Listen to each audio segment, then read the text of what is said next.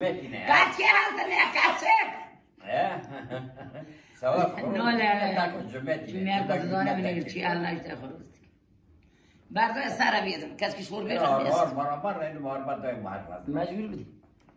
Çoğum bir şey ne kazandı. Çoğum şey bölmüş kadar da.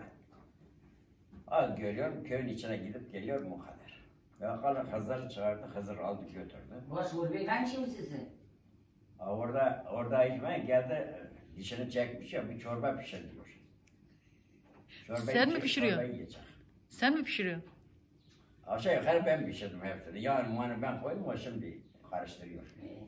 Şurada çok az Annen nasıl? Annen iyi mi? İyi, aferin.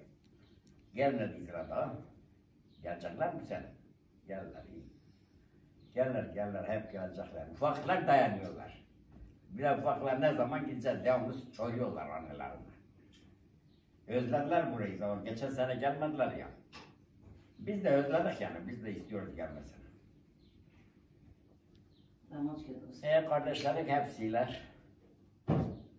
Ya işte artık iyi oldu. Madde kayıtlar. Ya öyle kamera kişine ya.